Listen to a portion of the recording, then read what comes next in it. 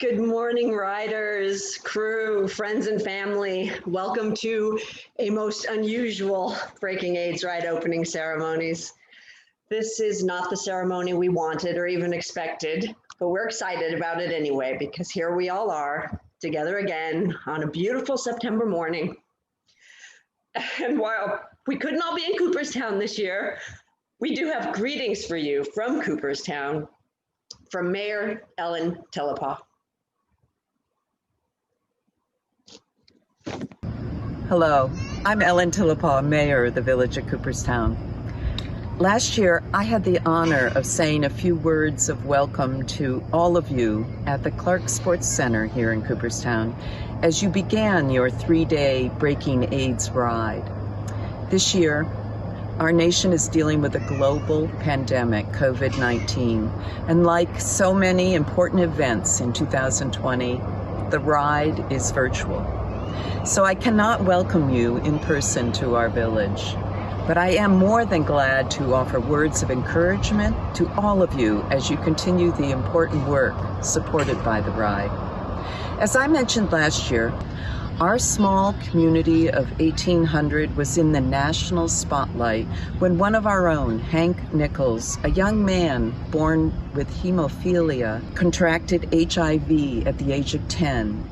He boldly announced in 1991, "I have AIDS."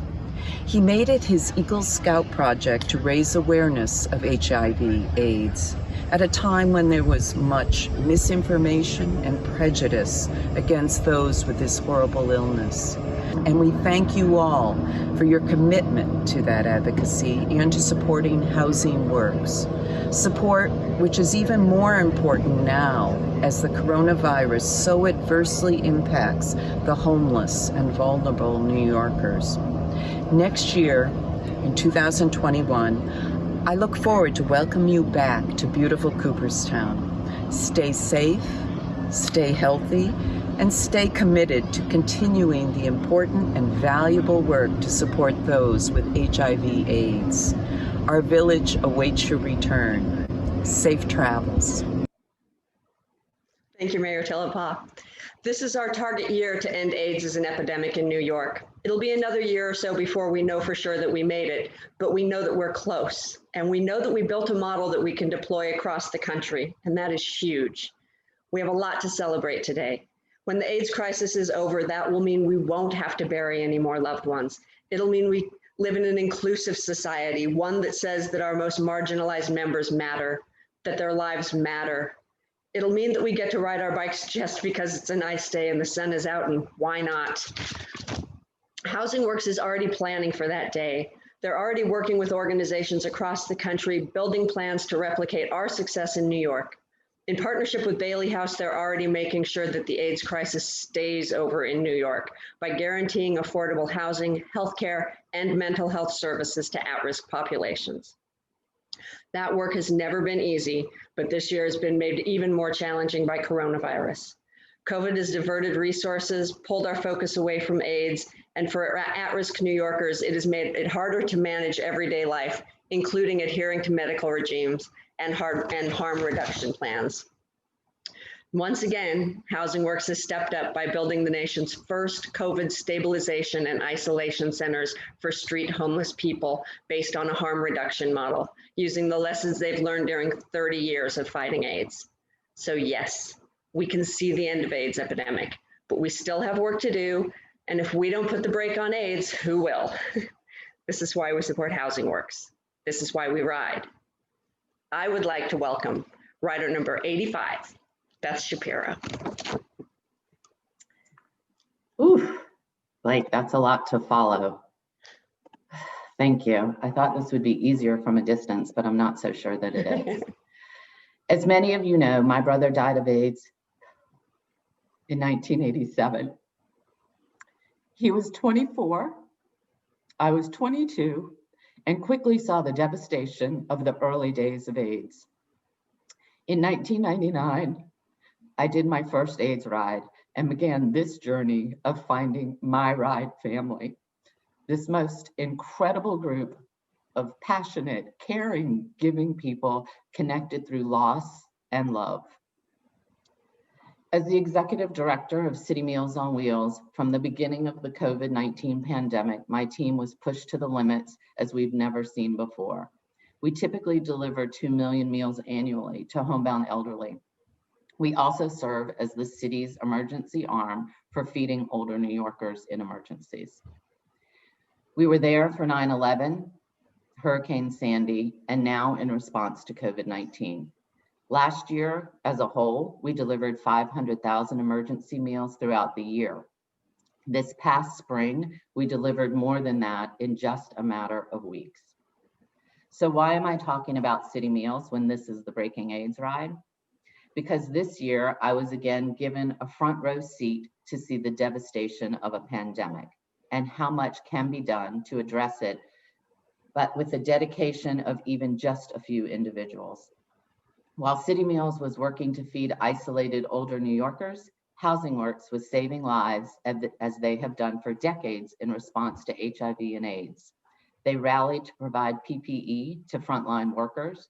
They opened their doors to house and nourish some of the most vulnerable among us. And like many of you, I read Charles's posts day after day of putting on his minister collar to lead funerals for those Housing Works lost. We could have all said this year's just enough. We can take a break, let's not ride. We did not. Eric, Blake, Jesse, Tyler pivoted and created a path for all of us to ride, walk, cook, meditate, knit, whatever we could to recognize that the reason we came here still exists, to see the end of AIDS. And we are so close. And for me, I'm also here to see the greatness of humanity as I do in all of your faces, time and again. Have a great ride today, everyone. Miss you. Thank you, Beth. Love you, Chica. Before I bring up our next speaker, I want to take a second to thank our sponsors. So please help me thank them. Think Design, Vive Healthcare, and Janssen Pharmaceuticals. Let's give them a virtual round of applause. Now, please welcome from a slightly windy location, Housing Works CEO and rider number 2, Charles King.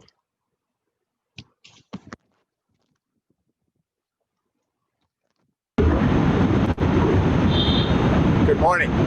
I'm here on the Brooklyn waterfront with Asher Moniz, videoing my remarks for the opening ceremony of the Breaking AIDS Ride. It's actually Tuesday, and it's day 2 of my virtual Breaking AIDS Ride. I'm riding 50 miles every morning in New York City and the surrounding environs, just having a wonderful adventure, even as I raise funds every single day. I don't think any of us could have imagined a year ago at the opening ceremony in Cooperstown what the year 2020 would bring us. Starting with a pandemic, a plague that swept the globe, and in a little over 6 months has taken the lives of nearly 200,000 Americans. And we can credit it to what can only be described as calculated and deliberate neglect at the highest levels of our federal government, as well as failures at every level of government. 200,000 people, mostly elderly and people with pre-existing chronic conditions. Many of us found ourselves in March, isolating ourselves, anxious, quarantining in our apartments, our houses, even while others of us who were deemed essential swallowed our fears and went into work every single day. Then, even before we had come out of quarantine here in New York, there was this explosion of awareness of modern day lynching as names like George Floyd and Breonna Taylor became famous. Ordinary people who were murdered by those who are supposed to serve and protect us.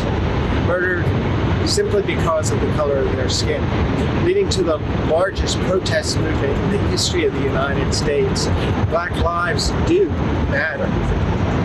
And now, here, only a few months, less than 2 months, before our national elections, we have a president openly spewing vile white supremacist hate and ideology, trying to stir up fears and undermine confidence in the elections in order to persuade white people to re-elect him as our president.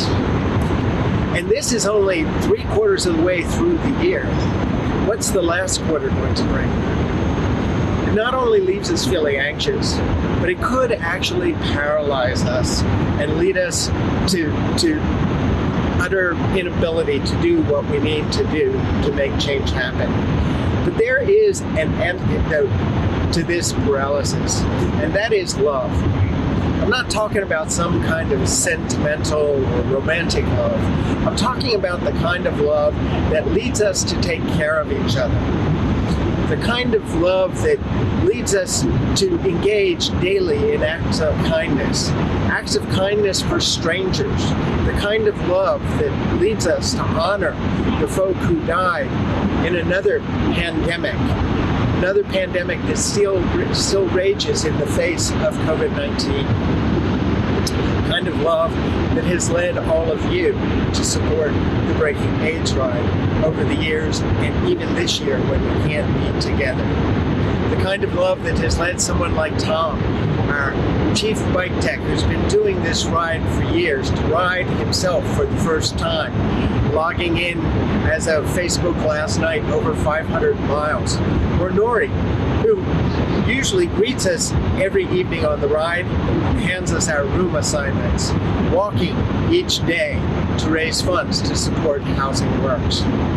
This is the kind of love that can take a crisis like the one we're living in right now and make it transformative, helping us to create a better world out of this horrible darkness. I miss every single one of you. I miss seeing you at the oases, joking, filling up the water bottles, being harassed for not drinking enough. Again, I want you to know that I arrive first at every single oasis on this virtual ride. I miss sitting at dinner with you all, sharing stories from the road. I miss spending a night in the hotel, getting up early in the morning, trying to fuel up on coffee to get back out there on the road and avoid peeing in the woods. I miss all of that. But what's really important is we're doing the work, we're raising the money, we're bringing an end to HIV and AIDS as an epidemic here in New York State, across the United States, and around the world. Thank you for being a part of it. Thank you, Charles. You all, riders and crew, are missed by so many people. I miss you. But it just would not be Breaking AIDS Ride without the First Congregational Church of Griswold. Where are they? They're right there. We miss you. We love you, and we want you to stay healthy and well so we can see you in September 2021.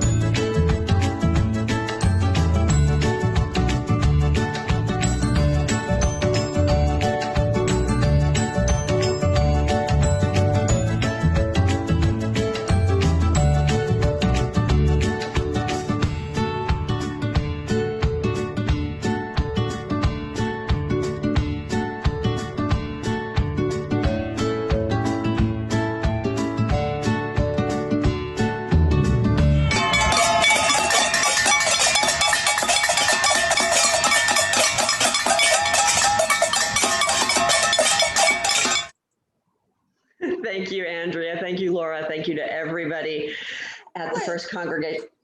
Wait, Mama.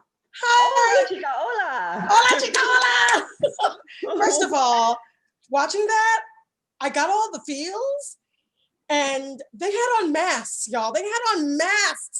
They came out in this and cheered us on. Smart. Oh, I know. You gotta love somebody to feed them. Oh, do I have a second though? Take it, girl. It's all you. Things? Okay. Yes. Hey, y'all. Thank you, Blake. Some hola chica, y'all. Now, some of you are like, who is this random behind person who just came up here and broke up into stuff? My name is Amelia Fowle, and I'm one half of the Love Van.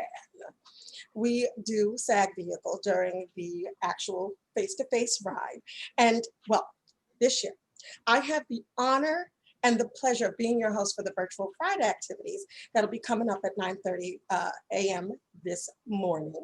And I just wanted to do a couple things to prepare y'all, make sure people know what's up and what's going down. First thing, it's a request, folks that have the Zoom key, the Zoom pass key, I believe it's referred to. Please come on in and join me at the virtual ride on Zoom, live and semi-recorded, because you know, Zoom. Also, second request, we are not going to let this nonsense, this nothing stop us. Not today. No, the devil is a liar. We're going to do this thing. We're going to keep some of our traditions alive. Even though we're not face to face, we're going to do some things that we do. That was weird. Face to face, like things overheard on the ride. Y'all say some real interesting stuff that make you go, huh, what, huh? Yeah. I know that's happening as you do things in this new and radically inclusive ride, be it you sewing or knitting or walking, you've heard something, or riding your bike, you've heard something that made you go, and you might want to share it. Like yesterday, I heard something fabulous, like, I go to swallow and it's dry. I know y'all doing stuff like that and dropping those kind of things. So help us out. Help us help you, help us help you. Go to the Breaking AIDS Ride Family page, and we're going to have you submit things that you've overheard on the road. And from time to time, I might pop in during the virtual activities and give you a couple of those, because y'all are funny. Y'all are funny. Well, I think that's it. Yeah, that's it. Thank you, Blake, for letting me bust up in this joint. Thanks, lady. Love you. Love you. All right, you guys, speaking of your amazing generosity in sharing, now's a good time to talk about donations to the ride. As you've heard, this has been a particularly challenging year for Housing Works, and we are so grateful for everything that you have done for them, riders, crew, donors. So if this ceremony has inspired you to do more, please visit breakingaidsride.org/donate. Thank you. We, every year, have the great privilege of sharing the road with dozens of our beloved positive peddlers who prove beyond a doubt that it is possible not only to live with HIV, but to thrive with HIV. They've been doing it as an organization for 25 years now. Please welcome one of them, Richie Engelhardt, rider number 39, coming to you from Utah. Thanks, Blake. You know, when I first signed up for my first AIDS ride back in 2012, I had been HIV positive for about 10 years. And I was looking for a way to be more open about my status. About half the people in my life knew, and I was tired from hiding from the other half. I quickly found the positive peddlers when I started training for that ride, and they gave me such strength and courage to live more openly. The PosPeds motto is eliminating stigma through our positive public example. And I can tell you that's a lot easier to do when you're not going it alone. I've also gotten to know the men and women who came before me in the battle against HIV and AIDS through your stories. They were your friends and family. They participated in the first clinical trials. They marched and fought for the government to focus on the epidemic. They advocated for equal rights, and their public presence alone began the work of eliminating stigma. I wouldn't have the life that I have today without all that they gave in their fight. They're never far from my mind on these rides. I feel like I'm riding with them on every mile. And every time that you support Housing Works and the Breaking AIDS ride, you are helping pay forward a debt that I will never be able to fully settle. On behalf of all of the PosPeds, we are truly, truly grateful. Please join me now in a moment of reflection as we remember the friends and family that we have lost to AIDS.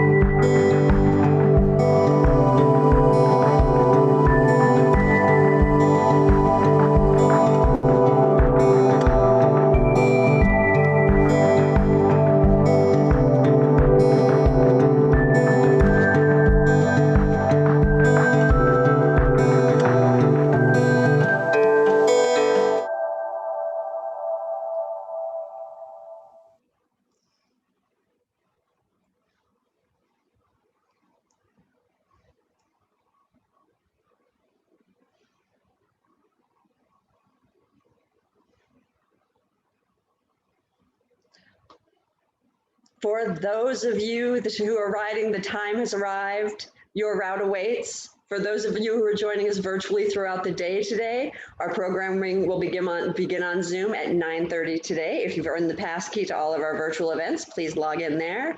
Tell everyone you meet today why you're riding. I will see you again right here at 4:00 p.m. for closing ceremonies. Have fun, be safe, ride on.